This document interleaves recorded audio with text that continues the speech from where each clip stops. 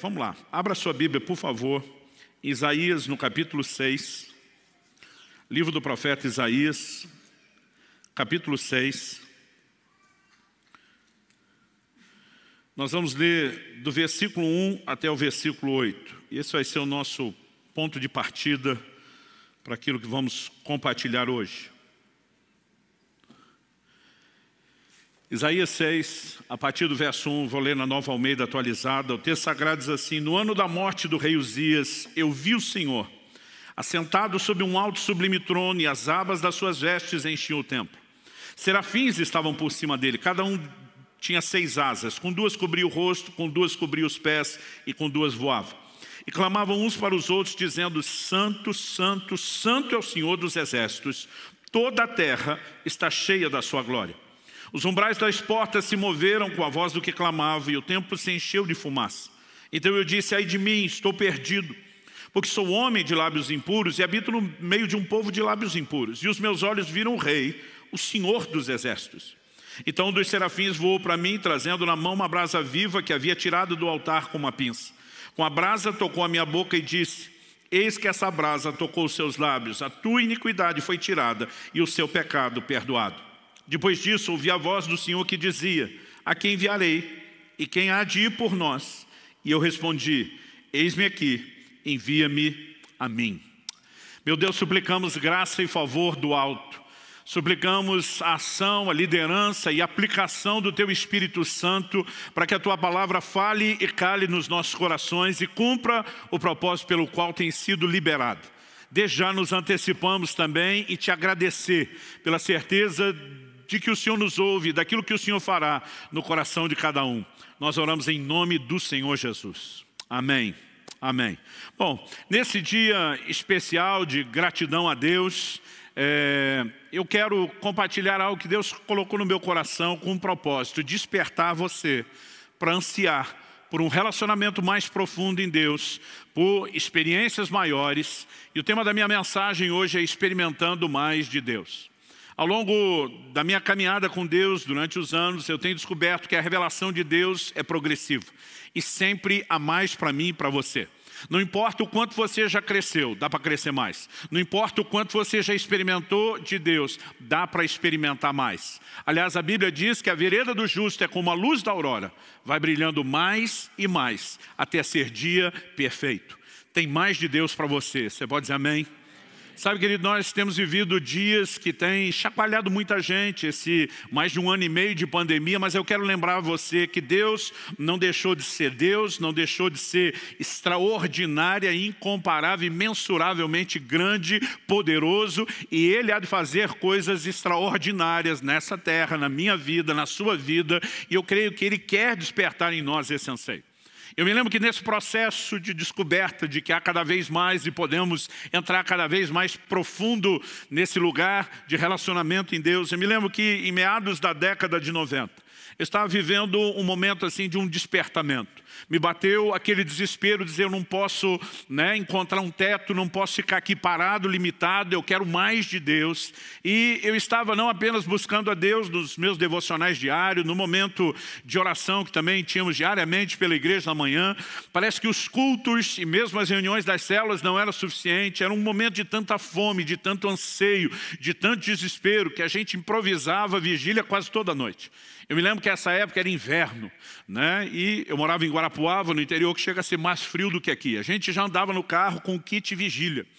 Normalmente gostávamos de enveredar para o meio do mato para orar, e no inverno não era uma tarefa fácil. Então a gente sempre tinha um casaco a mais, cachecol, luva, gorro. A gente andava com as caixas de papelão já abertas no porta-mala para poder forrar o chão e aguentar orar de joelhos naquele inverno. E eu lembro desse momento, esse anseio de Deus. Às vezes terminávamos um culto, e não é que o culto não foi bom, mas a gente queria mais. E tinha um grupo de irmãos, os fominhas ali, que a gente, numa troca de olhares, já estava combinando. Vai rolar a vigília depois, e a gente nessa levada. Então, eu lembro nesse momento, minha oração quase que diária era: Senhor, eu quero experimentar mais, eu quero experimentar mais, eu quero entrar nesse lugar mais profundo. E foi num desses momentos de oração que o Espírito Santo me dirigiu até esse texto de Isaías, capítulo 6. Eu gostaria que você olhasse para esse texto não apenas como um relato de um episódio na vida de Isaías, ou mera e simplesmente uma menção de um momento na história, né, do povo de Deus, o povo da aliança que Deus fez com Abraão, os hebreus, mas que você pudesse olhar para isso como algo que serve para mim e para você. O apóstolo Paulo diz: tudo quanto foi escrito para nosso ensino foi escrito. Ele também diz aos coríntios que essas coisas que aconteciam, né, aos santos do Velho Testamento foram registradas para nossa advertência, para nosso exemplo. E Deus, por meio desse texto, começou a me inspirar. Eu já vi muita gente dizendo que esse é o momento do chamado que Isaías tem para o ministério, quando ele ouve a pergunta: quem enviarei, quem há de ir por nós? E diz: eis-me aqui, Senhor, conta comigo. Mas a verdade é que Isaías já estava no ministério. Desde o capítulo 1, ele já está profetizando, ele já está servindo a Deus. Mas esse é o momento onde Isaías tem uma experiência ainda mais profunda com Deus. Mesmo em relação ao chamado para o ministério, ele é chamado para uma dimensão mais profunda, e não que ele não estivesse fazendo nada. E de repente eu comecei a pensar no que foi essa experiência. Tirando o aspecto místico, que deve ter sido impactante, de uma visão que ele tem no templo. Quando você começa a observar, a analisar aqui o desenho da experiência, algumas coisas me chamaram a atenção. Eu queria destacar 5 aspectos dessa experiência de Isaías, esperando que isso empolgue você. Em primeiro lugar, ele tem uma nova revelação de Deus. A revelação tanto da santidade de Deus como da realeza de Deus é algo singular até então nas Escrituras. Ele diz: os meus olhos viram o rei. Ele diz: ele estava sentado num trono. Trono é a cadeira dos governantes. Ele diz: as orlas do seu manto enchiam o templo. Ele está falando do manto real. Ele tem a revelação de Deus na sua santidade, na sua realeza, uma percepção, né, nunca antes experimentada, e talvez uma revelação que Deus não havia comunicado de maneira clara. Em segundo lugar, a Bíblia diz, né, que a voz daquele que clamava, uma referência aos serafins, a Bíblia diz que os limiares do templo foram chacoalhados. O templo era o centro, a sede de todo o culto e de toda atividade religiosa. Embora Deus se manifestasse lá, é óbvio, né, que não havia nada necessariamente sagrado no templo, a não ser a manifestação da presença de Deus. Mas quando Deus chacoalha aquela estrutura, de alguma forma, né, o que ele falou e inspirou o meu coração analisando a experiência de Isaías, trazendo uma aplicação já bem personalizada, é que todos nós precisamos de uma experiência que chacoalhe os alicerces de religiosidade da nossa vida. Que nos leve a não apenas permanecer dentro das regras de funcionamento. Embora a gente se mova dentro delas, precisa haver algo maior na minha e na sua vida. Em terceiro lugar, a Bíblia diz que a casa se encheu de fumaça. E isso é recorrente na Bíblia. Quase sempre que você tem uma revelação da glória, né, a chamada Shekinah, a glória de Deus, a Bíblia fala ou de nuvem ou de fumaça. De alguma forma é como se Deus claramente estivesse dizendo: eu quero turvar a sua visão. E visto que Deus não trabalha na contramão e nem de forma negativa, nós precisamos entender qual seria o propósito de turvar uma visão. Quase sempre que o aspecto negativo aparece, ele, na verdade, precede e antecede uma substituição por algo positivo. Por exemplo, para o profeta Jeremias, Deus diz: eu te estabeleci para arrancares e plantares. Antes de plantar nova planta, arranca velho. Deus diz: eu te estabeleci para derrubares e para edificares. Antes de edificar o novo prédio, derruba-se o anterior. Porque se o velho não for removido, não haverá lugar para o novo. Em quarto lugar, ele tem uma percepção da sua limitação, do seu pecado. Ele se vê como um homem de lábios impuros, e como diz outra versão, que habitava no meio de um povo de impuros lábios.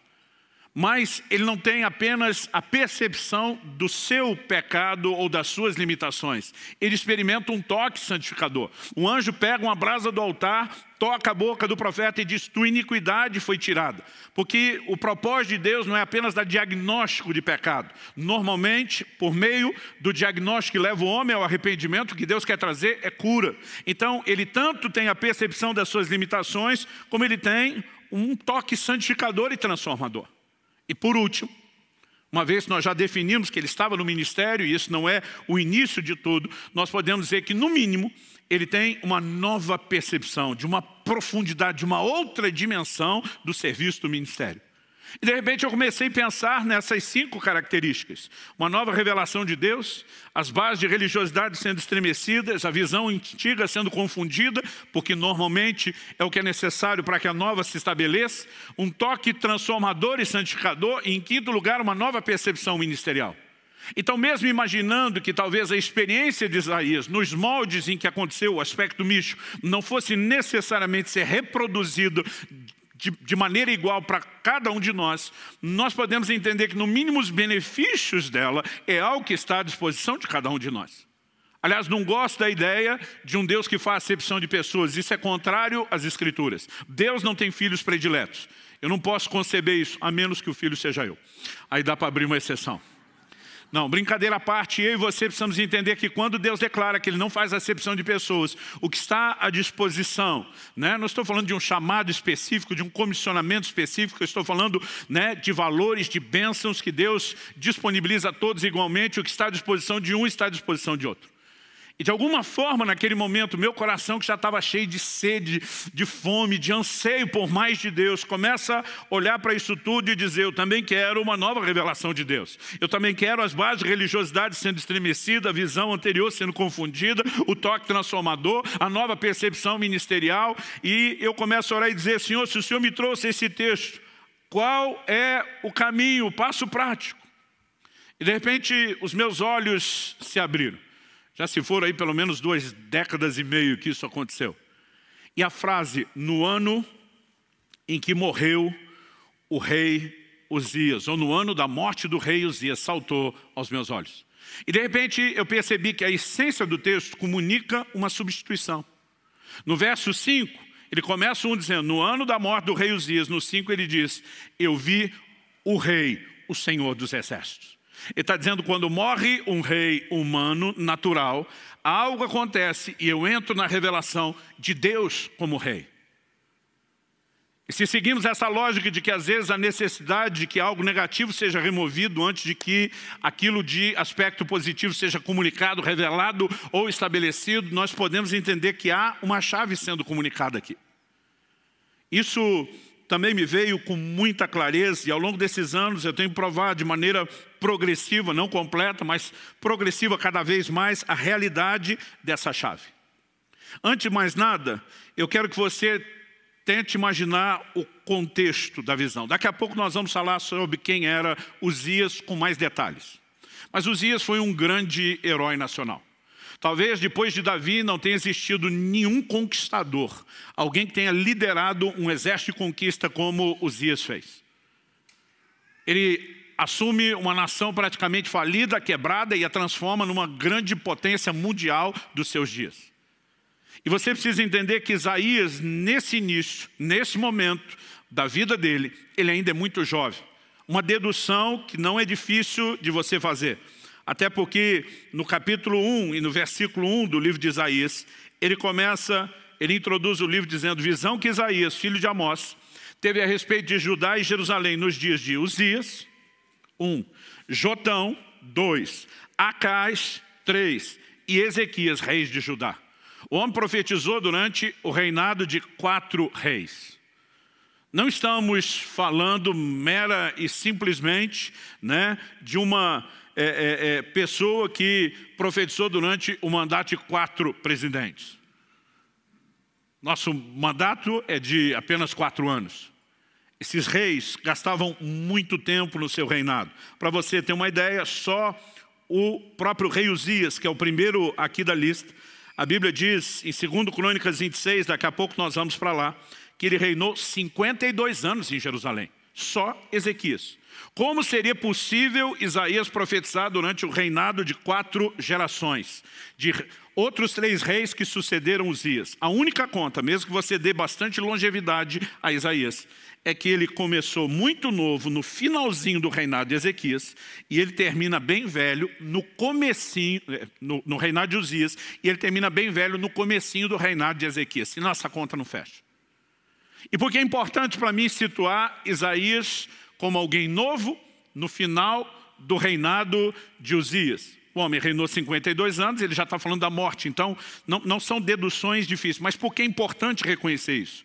Porque, primeiro, Isaías como alguém novo, era bem mais facilmente impressionável do que uma pessoa de mais idade. E segundo, Uzias já havia se tornado esse grande herói. Então, o impacto que ele teve, né, na nação e sobre Isaías é inegável.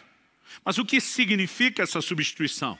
Porque quando ele morre, vem a revelação de Deus, ou porque Deus decidiu comunicar isso. Porque Uzias, ele também nos transmite uma figura muito específica, muito particular. E para que a gente entenda o que é Uzias, o rei natural, morrer, para que os nossos olhos vejam o rei numa dimensão mais profunda, a gente então precisa entender, né, o que simboliza Uzias.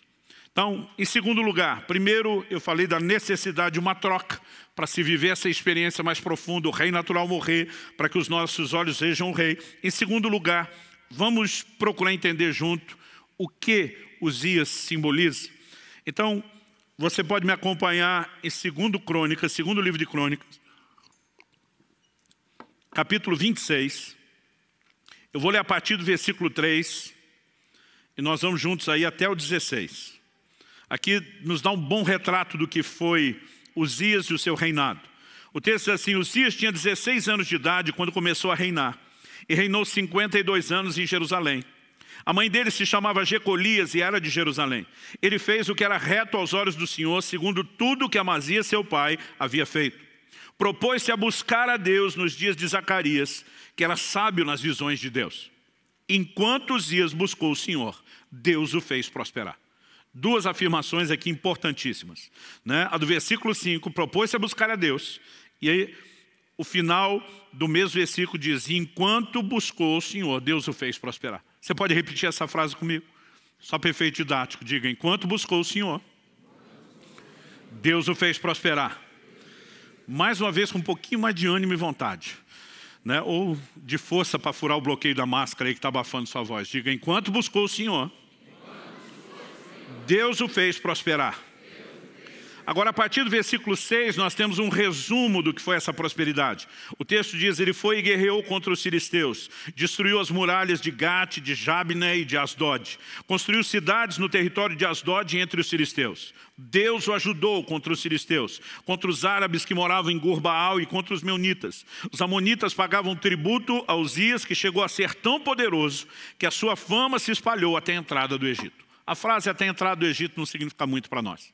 Mas quando a Bíblia está falando aqui dos filisteus, dos amonitas, dos povos em volta, está falando da expansão do reinado de Uzias. O Egito, que foi uma grande potência na antiguidade, nos dias de Uzias, ficou recolhido do portão de casa para dentro. Quando a Bíblia diz sua fama foi até a entrada do Egito, está dizendo isso. O Egito não saía, permaneceu forte apenas no seu território, e Uzias estabeleceu o seu domínio a ponto de manter Faraó e o seu exército dentro do quintal de casa, sem sair ou avançar para lugar nenhum. O verso 9 diz o seguinte: Uzias construiu torres em Jerusalém, junto ao portão da esquina, junto ao portão do vale, junto ao portão do ângulo, e as fortificou. Também construiu torres no deserto e cavou muitas cisternas, porque tinha muito gado, tanto na Cefelá como nas campinas. Tinha lavradores e vinhateiros, nos montes e nos campos férteis, porque era amigo da agricultura. Aqui a Bíblia fala não só do investimento na agropecuária, que era o que movimentava a economia, né? Mas fala de todas as estruturas de defesa. Esse camarada assume uma nação praticamente falida, quebrada, e vai transformando ela paulatinamente ao longo dos anos numa grande potência. O texto continua e diz no 11, Uzias tinha um exército de homens preparados para a guerra, que saíam para a batalha em tropas, segundo a lista feita pelo escrivão Jeiel e pelo oficial Maazéia, sob a direção de Ananias, um dos oficiais do rei. O número total dos chefes das famílias, homens valentes, era de 2.600. Isso aqui era só a tropa de elite. 13. Debaixo das suas ordens, havia um exército guerreiro de 307.500 homens que faziam a guerra com grande poder, para ajudar o rei contra os seus inimigos. Uzias preparou para todo exército escudos, lanças, capacetes, couraças, arcos e até fundas para tirar pedras. Em Jerusalém ele fabricou máquinas inventadas por homens peritos que foram colocadas nas torres e nos cantos das muralhas para atirarem flechas e grandes pedras. A fama de Uzias se espalhou até muito longe, porque ele foi maravilhosamente ajudado. Lembra que o versículo 7 diz que Deus o ajudou. Aqui o texto diz que ele foi maravilhosamente ajudado. E aqui é onde começa a entornar o caldo. Verso 15. Até que se tornou muito poderoso. Uzias, ele encarna como talvez quase nenhum outro personagem bíblico o faz, o que nós podemos chamar da busca interesseira. Ele busca a Deus, enquanto ele busca o Senhor, Deus o faz prosperar, até que se tornou poderoso. Então, verso 16 dá início ao processo de ruína e diz: mas depois que Uzias se tornou poderoso, o coração dele se exaltou, outra versão diz, se corrompeu para a sua própria ruína. E daqui a pouco nós vamos falar do pecado dele. Mas Uzias representa alguém que busca a Deus, usando Deus apenas como meio para alcançar os seus objetivos, o seu próprio fim, aquilo que estava no seu coração. É lógico que o ser humano, por natureza pecaminosa, diga-se de passagem, tem essa inclinação. Não podemos dizer que isso é exclusividade de Uzias. E justamente por não ser um problema só dele, e ser um problema generalizado, é que Deus pode usá-lo como uma figura para algo que precisa ser trabalhado nas nossas vidas.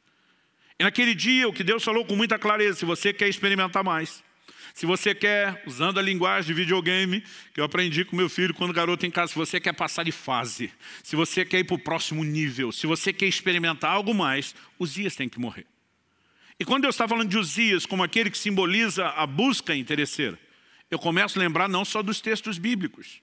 Por exemplo, Jesus, sabemos lá por Lucas, pelo relato de Lucas 17, 12 a 19, que ele cura 10 leprosos.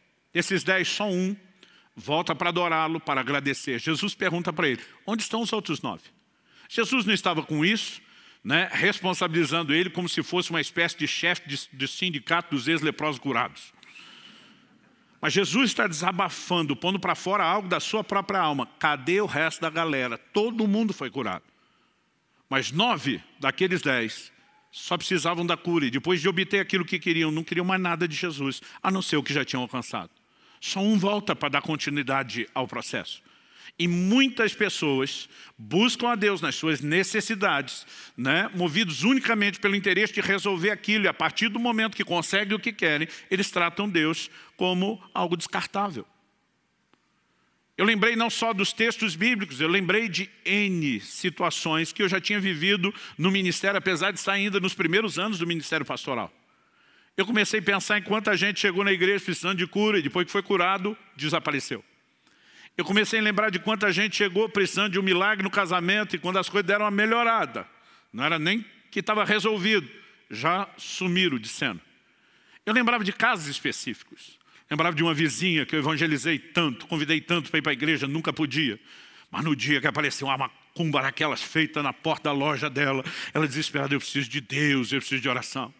Eu levei e falei: sei, mas vamos aproveitar que você abaixou a guarda. Sabe, eu me lembrava dos jovens, quando chegava a época de vestibular, eles pediam para a gente dar cópia da chave da igreja, porque eles queriam orar às 5 da manhã, buscar Deus.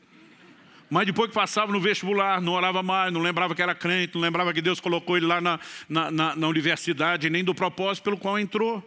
Mas enquanto eu estou pensando nos outros, porque nós temos essa facilidade, né, de enxergar o problema dos outros. Outro dia alguém falou: pastor, a gente tem dificuldade de ver erro. Eu falei: não, a gente tem dificuldade de ver os nossos, dos outros não. Jesus disse que a gente enxerga o cisco no olho do irmão, difícil é ver a trave no nosso. Então naquele momento eu estou só terceirizando e pensando: o problema de Uzias é sério. Mas o Espírito Santo falou: ei, eu estou falando do seu Uzias. E eu estou ali metido, surpreendido: meu Uzias? Como quem diz, tem Uzias aqui não. E de repente Deus me abriu uma cena que eu fiquei tremendamente envergonhado. Eu tive um flashback da fase de pré-adolescência. Eu acredito que eu devia ter em torno de 11 anos de idade. Não deve ser algo muito diferente disso.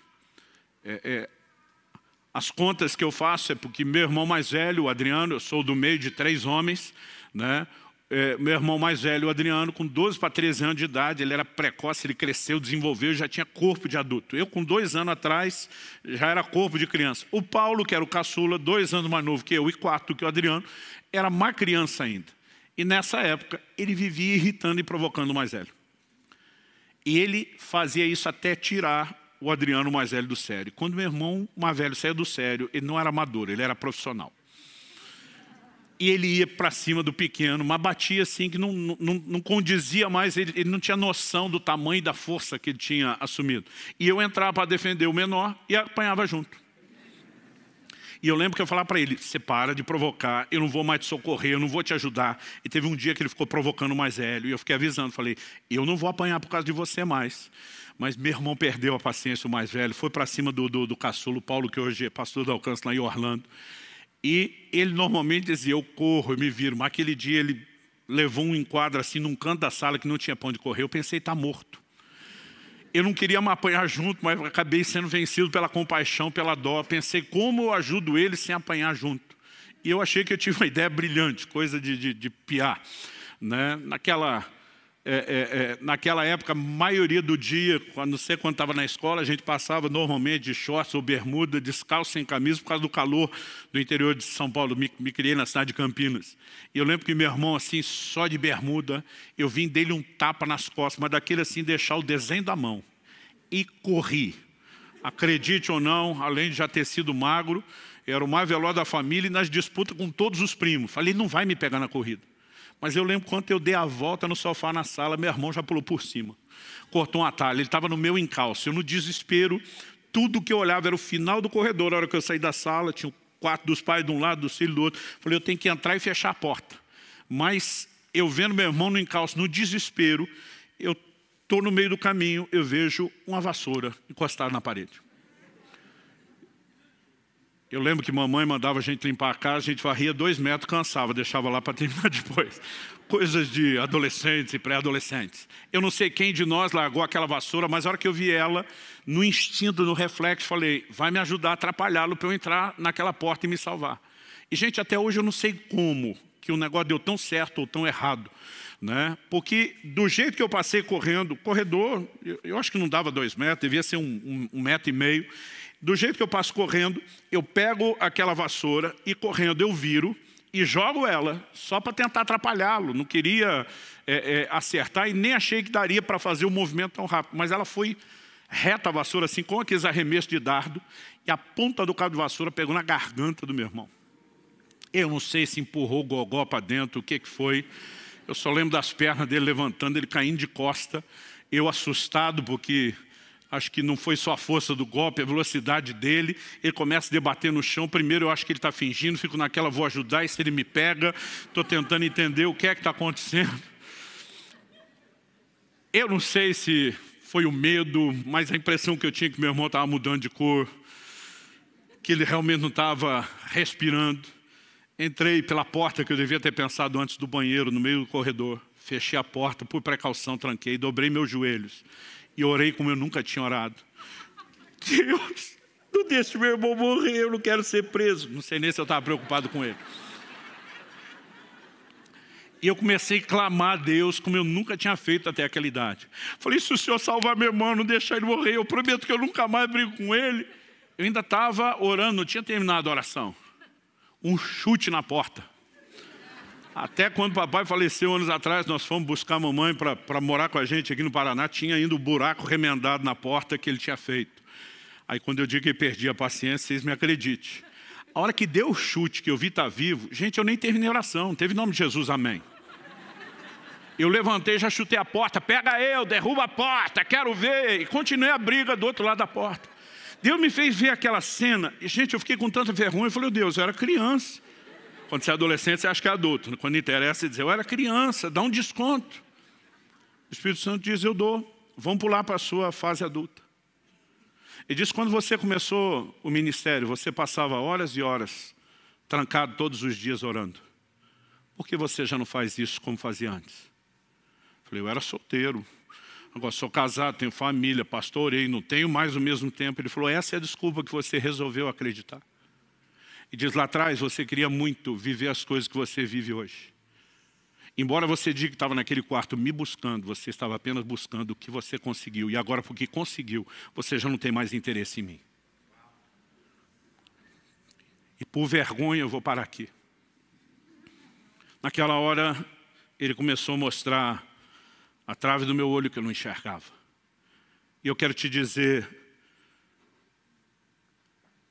não dá para dizer o quanto, mas todos temos alguma coisa de Uzias dentro de nós. Todos temos algum elemento dessa busca interesseira, que às vezes valoriza mais o que ele faz do que a pessoa que ele é. E naquele momento, quando Deus começou a expor, eu entendi que se Uzias não morrer, nós nunca vamos passar de fase. Sabe, a história não começa com Uzias já morto. Há um momento onde eu e você vamos ter que mudar e reverter esse jogo. Mas quando eu consegui entender aquele desenho, além de ter chorado muito e me arrependi diante de Deus, o meu desespero enquanto lia a respeito do assunto foi procurar entender como Uzias morre. E antes de falar isso, e é com isso que nós vamos encerrar, eu quero só destacar que ao longo das Escrituras nós vemos Deus revelando de forma recorrente, um pedaço aqui, uma parte do quebra-cabeça lá, outra em outro lugar, um desenho de como Ele espera que nós nos relacionemos com Ele. Por exemplo, Deus diz num determinado momento para Moisés, eu não vou mais, depois de ter tirado o povo de Israel do Egito, estar indo em direção a Canaã, Deus diz, eu não vou mais subir no meio de vocês, por causa dos pecados do povo. O Senhor disse para Moisés, o meu anjo vai à frente de vocês, vai livrar vocês, vai operar os milagres que vocês precisam, vai garantir que vocês entrem na terra prometida e tenham a bênção. Mas Deus diz, eu mesmo não vou mais no meio de vocês. Moisés se levanta diante de Deus e diz, se o Senhor não vai conosco, não nos faça sair desse lugar. O que é que Moisés está dizendo? Nós não estamos interessados apenas na sua bênção e no seu favor. Se não é para ter a tua presença, nós não vamos a lugar nenhum. Nós abrimos mão da bênção de qualquer favor. Porque nada disso substitui a tua presença. Mas é um episódio que quase ninguém fala nada e nem canta sobre isso. Mas quando a gente chega em Jacó, Jacó lutou com o anjo de Deus e diz, não te deixarei enquanto não me abençoar. Gente, a Bíblia fala que era o anjo do Senhor. Essa expressão o, artigo definido, e não um artigo indefinido, normalmente é uma teofania. É uma aparição do próprio Deus, ainda que uma revelação limitada dele. O próprio Deus está ali. E quando o anjo sinaliza, eu vou embora, ele diz, não. Primeiro você me abençoa, depois vaza. O que é que Jacó está dizendo? Estou nem aí que a sua presença vai embora, desde que a bênção fique. É a atitude inversa de Moisés. Mas a gente não canta sobre Moisés, a gente canta sobre Jacó. E Jacó segurou o anjo. E a ideia é essa, é agarrar a sua bênção. E depois deixa que Deus vai embora, porque você já conseguiu o que precisa. Sabe, não entenda mal o que eu estou dizendo. Eu não estou dizendo que Deus não faz, que Ele não quer fazer, e nem que nós não podemos desfrutar. Eu quero falar a respeito da motivação com que buscamos. A geração de Eli é a geração que perdeu a arca, que simbolizava a presença de Deus. A próxima geração, a geração de Davi, é a geração que trouxe e recuperou a arca. Há uma diferença enorme entre a geração que perdeu e a que recuperou. A que perdeu tratou Deus como? Como um mero amuleto, uma espécie de talismã. Um resolve tudo. Eles travam uma guerra contra os filisteus, na primeira batalha perderam. Aí alguém tem a brilhante, entre aspas, ideia. Vamos trazer a arca de Deus para o campo de batalha. Israel até então, a coisa ia ficar pior depois, mas nesse momento, era o momento de maior apostasia da história da nação. Eles já não vão a Siló, onde o tabernáculo estava, já não iam lá para buscar e adorar o Senhor, mas na hora do problema traz a arca, porque agora nós precisamos que Ele resolva. Como diz o ditado antigo, quando a água bate na região lombar, as pessoas lembram de buscar a Deus. Região lombar ficou mais polido, né? Tá bom assim, meu amor. Você que sempre me ajuda a ser a minha melhor versão. Quando eles tratam Deus e a presença de Deus dessa forma, qual foi o resultado? Eles perderam a arca, perderam a presença. Porque toda e qualquer pessoa, em qualquer momento ou época da história, que busca Deus só porque por causa daquilo que Ele faz, vai acabar perdendo aquilo que Ele é. Mas a geração de Davi assume o reino, um dos primeiros atos. E não é à toa que ele é chamado de homem segundo o coração de Deus. Não é porque era perfeito, que nós sabemos não era. Um dos primeiros atos dele, ele diz, a arca volta. E quando ele traz a arca de volta, ele levanta uma tenda, ele coloca a arca que simbolizava a presença de Deus no centro. Ele coloca os levitas 24 horas por dia, 7 dias por semana, ninguém pedindo nada, apenas dizendo, o Senhor é bom e a sua bondade dura para sempre. Agora, interessante é que se você olhar tanto Davi como Moisés, que nesse sentido entenderam o cerne do relacionamento, foram duas das gerações na história do povo de Deus que mais experimentaram o que Deus pode fazer. Desde os dias de Josué, a terra prometida nunca tinha sido conquistada na sua totalidade. O primeiro que conseguiu isso foi Davi. Então você olha para o Moisés dizendo, se a tua presença não vai conosco, nós não vamos a lugar nenhum. E você encontra em Moisés a geração que mais experimentou milagres. Eu não estou aqui pregando contra a intervenção de Deus. Eu estou falando da necessidade de ajustes na nossa motivação para que a gente possa experimentar até mais do que Ele pode fazer. Eu quero te despertar a acreditar que nós podemos viver manifestações maiores, como indivíduos, como casa, como igreja. Nós podemos e nós iremos vivenciar manifestações maiores.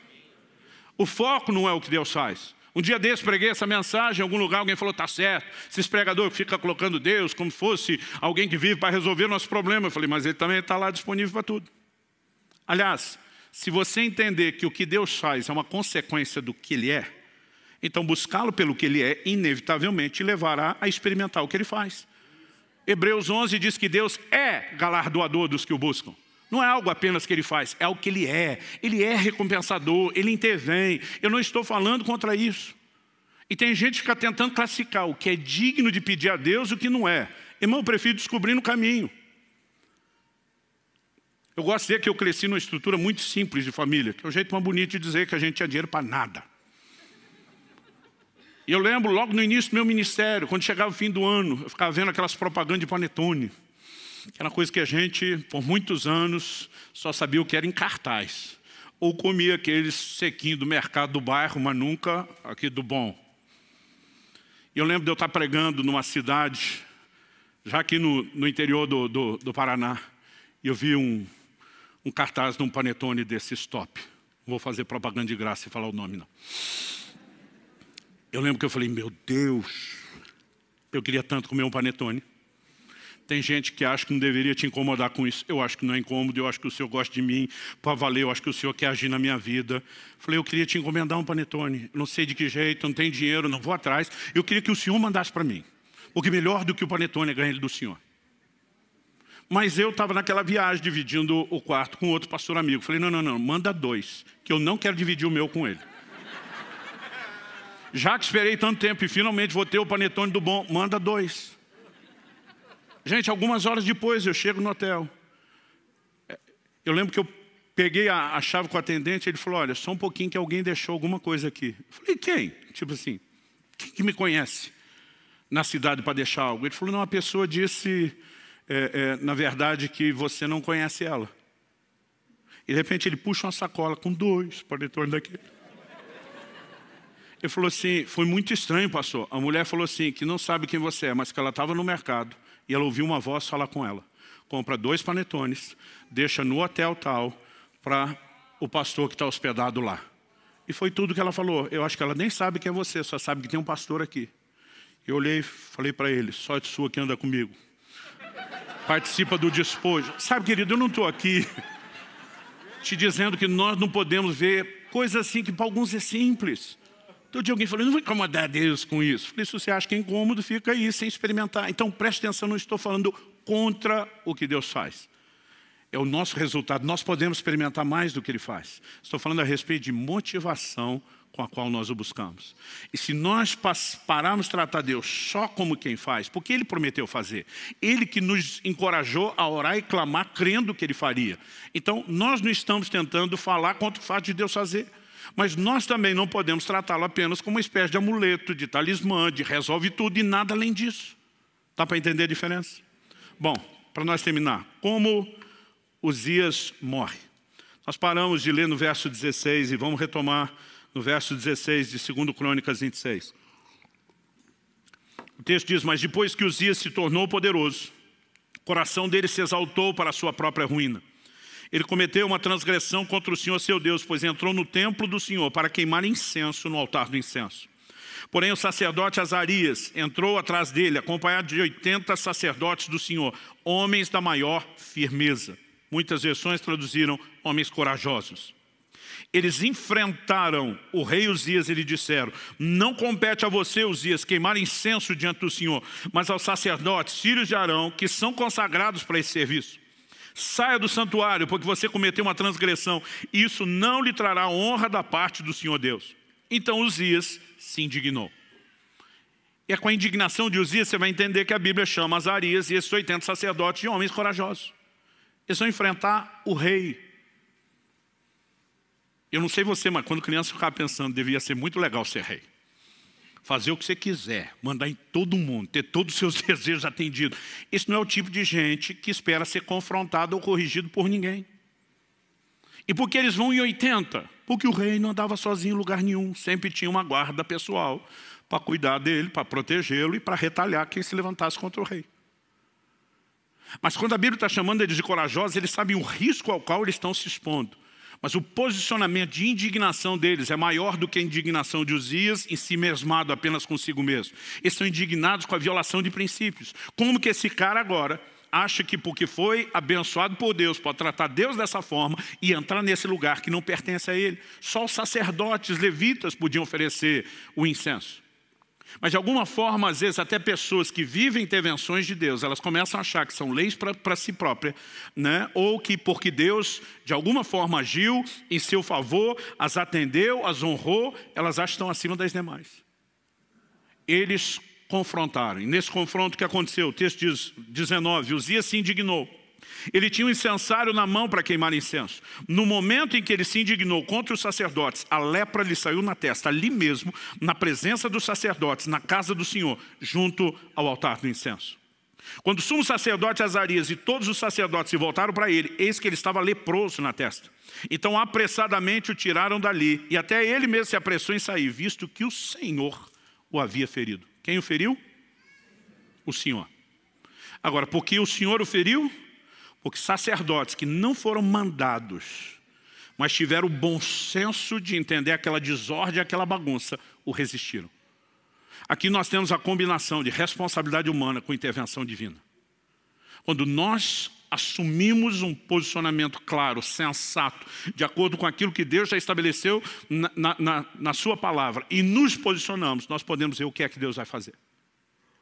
Uzias não é alguém que você mata.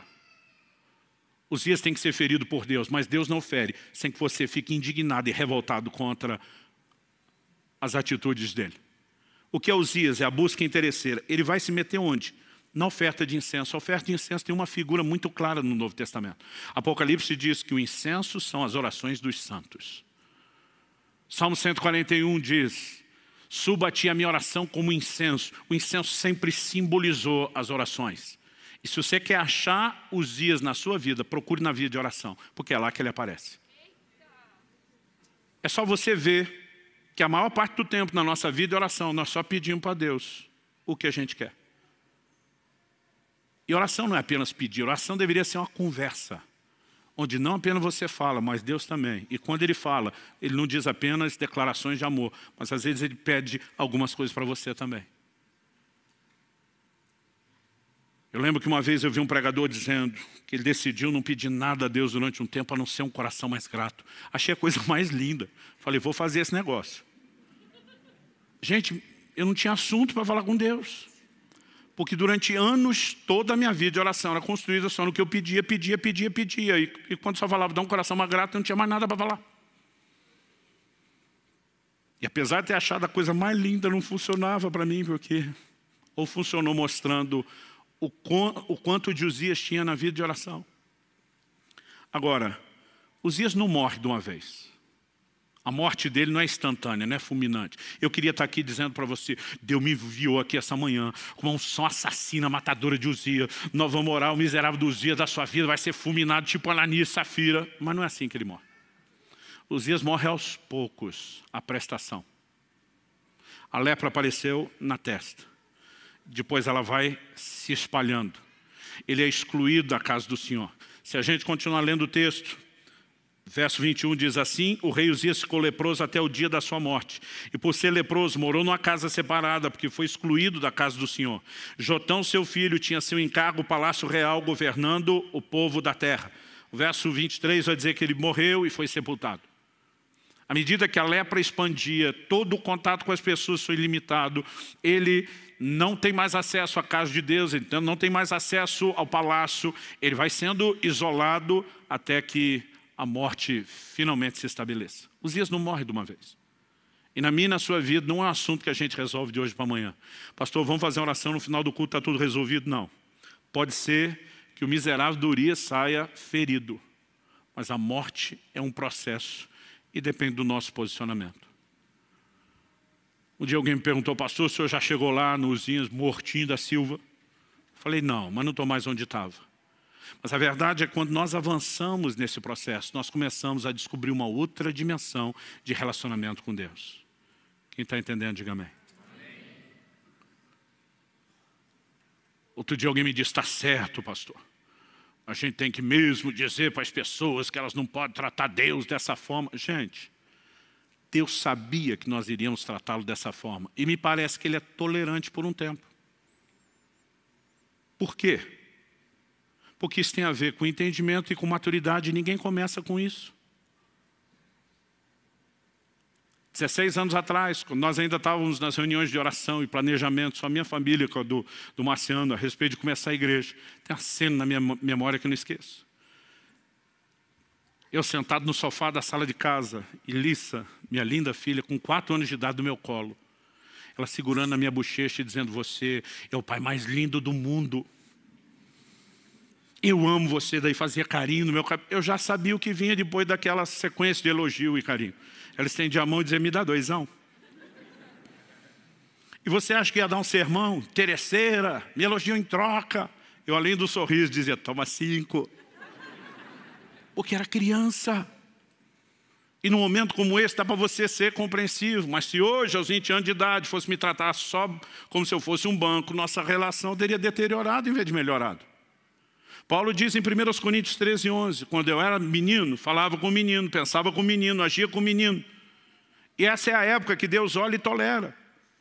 Como eu disse, às vezes eu falo desse assunto, a gente está certo, esses pastores ficam colocando Deus à disposição para fazer. Eu falei, não, Deus se colocou à disposição, não é os pastores que colocam Deus.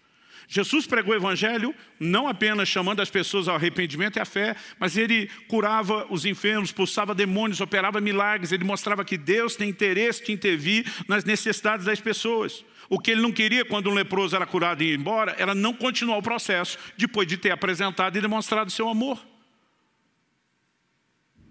Aí as pessoas repetem tanto ditado que na cabeça de alguns parece que já está na Bíblia. Virou versículo apócrifo. Quem não vem pelo amor, vem pela dor. Gente, nunca conheci na minha vida alguém que veio por amor. Como é que alguém ama o Jesus que ele ainda não conhece? Ah, pastor, o senhor converteu pela dor? Não. Eu ainda não tinha feito 3 anos de idade, nem tive tempo de passar pelas dores da vida. Mas por que é que eu entreguei minha vida a Jesus? Porque disseram que se eu não fizesse eu ia para o inferno. Eu não queria ir para o inferno. Falei que era Jesus. Pesa um, pesa outro. Falei, não sou besta nem nada, não quero inferno, quero Jesus. A gente vai amá-lo depois que vai conhecendo. Dá para entender a diferença? Agora, alguns vieram por uma grande dor física, por uma grande dor emocional, mas nenhum de nós veio sem interesse. E Deus no início olha para mim e para você e diz, ainda que seja por interesse, que pelo menos você venha a mim e me permita me revelar a você. A questão não é como chegamos, é como permaneceremos. Então há um momento onde o entendimento precisa mudar, há um momento onde a maturidade precisa mudar. E se nós aprendemos com Moisés e Davi, quando buscamos a Deus pelo que Ele é, não só pelo que Ele faz, além de também ter o que Ele faz, vamos desfrutar o melhor que é quem Ele é. Mas também aprendemos com Ele e com outros, se buscarmos a Deus só pelo que Ele faz, nós vamos perder quem Ele é e, consequentemente, também perderemos o que Ele faz. Vamos ficar em pé para parecer que está acabando? Eu gostaria que nós orássemos juntos. Embora, como eu disse anteriormente, não há uma unção fulminante para destruir Uzias de uma vez só. Há algo da parte de Deus que vem quando? Então preste muita atenção nisso, que essa talvez seja a parte mais prática. A mesma Bíblia que diz que eu e você somos o santuário de Deus, que era o lugar onde Uzias foi oferecer o incenso. A mesma Bíblia diz que eu e você somos santuário, também diz que nós somos sacerdotes. Os sacerdotes eram os responsáveis pela ordem e a manutenção correta do culto dentro do santuário. Então, enquanto santuário, nós também somos os sacerdotes responsáveis. Ou seja, se tem vida devocional ou não com Deus, aí o responsável é você, não é mais ninguém. Se a presença de Deus será adorada, cultivada, né, tratada com sensibilidade dia após dia, depende de você, das decisões que você toma, de você ser responsável ou não em relação àquilo que te foi incumbido. Agora, em algum momento, aqueles homens de Deus olham para Uzias e dizem: você foi longe demais, chega, basta. E quando eles percebem Uzias que passou da conta, ele se levanta e diz: daqui para frente essa história muda. Você não vai continuar essa busca interesseira. É no momento do posicionamento, Deus diz: esperei por isso há muito tempo. E ele fere Uzias. Um processo começa. Para que no final das contas, depois se diga: no ano em que morreu o rei Uzias, os meus olhos viram o rei, o Senhor dos exércitos. Há uma revelação extraordinária de quem Deus é quando a busca interesseira morre. A busca continua, mas a interesseira é que tem que morrer. E quando essas coisas vão sendo mudadas e ajustadas, nós não apenas vamos poder desfrutar o que Deus mais quer nos revelar. Quando Ele faz algo, eu brinco que isso é apenas uma espécie de um cartão de visitas. Ele está tentando revelar seu amor, seu interesse por nós, a importância que temos aos olhos dEle. Mas o bem maior que Ele quer que eu e você desfrutemos não são suas bênçãos. É Ele, o abençoador. Então eu não vim aqui te apontar o dedo, eu não vim aqui jogar pedra em você, eu não vim aqui dizendo que você nunca devia ter buscado a Deus por interesse, porque todos fizemos isso. Mas que à medida que o tempo passa e nós nos permitimos descobrir quem Ele é. Aliás, a partir do mês que vem nós vamos dar muita ênfase em conhecer a Deus. A partir do momento que começamos a descobrir quem Ele é e nos interessar por quem Ele é, isso muda completamente as coisas. E se isso, além de redefinir o meu relacionamento com Ele, ainda pode me ajudar a ter uma nova revelação dEle, sacudir as bases de religiosidade da minha vida, turvar a visão velha, o que vai proporcionar a nova, trazer um toque santificador e transformador e uma nova percepção de ministério ainda no pacote. É muito lucro para ser ignorado ou desprezado.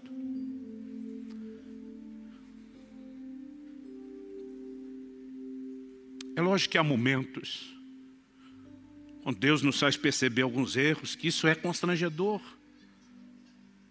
Quando lembro de confrontos como esse, Deus dizendo: não, a razão pela qual você olha não é porque você é ocupado, é porque você já alcançou muito o que queria. É lógico que dá vergonha. Mas Deus não está fazendo isso para nos culpar ou condenar.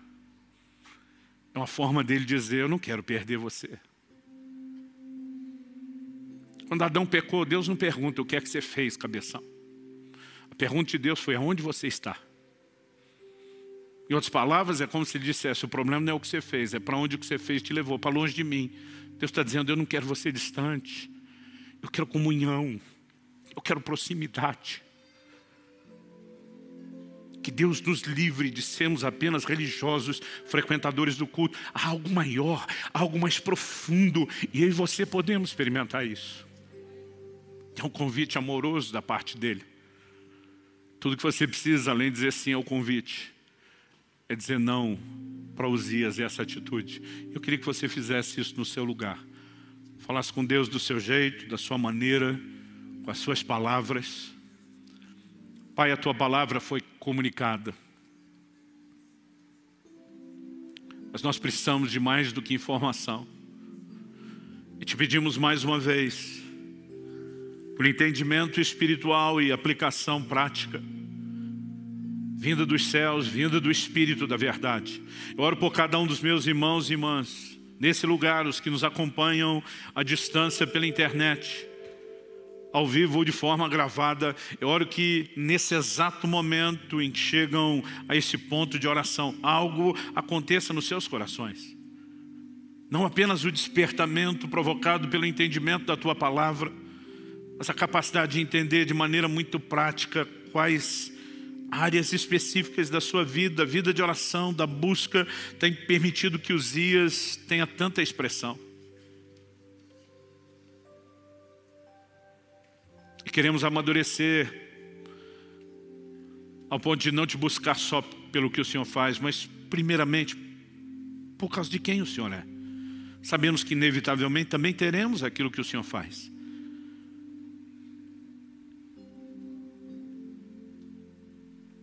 Clamamos teu toque, a expressão da Tua graça nos envolvendo hoje, o auxílio do alto, não apenas abrindo os nossos olhos e nos ajudando a mapear onde está os dias na nossa vida, mas gerando a indignação correta de dizer a Ele, basta, chega.